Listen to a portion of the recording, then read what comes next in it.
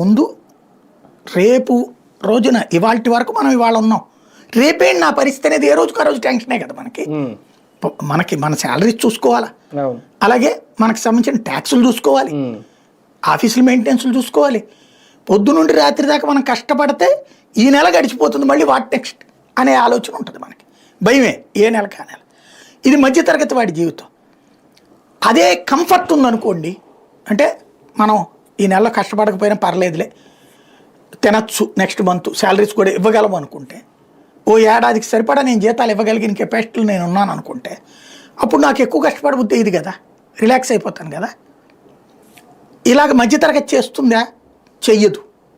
మధ్యతరగతి రూపాయి పక్కన పెట్టినా సరే తను కష్టపడతానే ఉంటుంది. మధ్యతరగతి వినియోగాన్ని తక్కువ చేస్తుంది, అవసరమైన వరకే ఖర్చు పెడుతుంది. మధ్యతరగతి వచ్చిన డబ్బులు చేతిలో ఉన్నప్పుడు ఈజీగా ఖర్చు పెట్టే ఏకైక వర్గం పేదలు.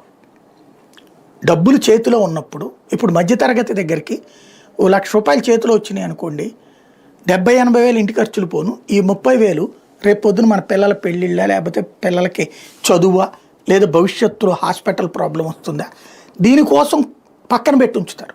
లేదా ఏ బంగారం లాంటితో కొని ఓ ఫిక్స్డ్ అసెట్ దగ్గరనో, లేకపోతే ఒకటి ప్రాపర్టీ కొనేను, అట్లుంటుంది మిడిల్ క్లాస్. ఇప్పుడు ఆ మిడిల్ క్లాస్కి సంపాదన లేదు.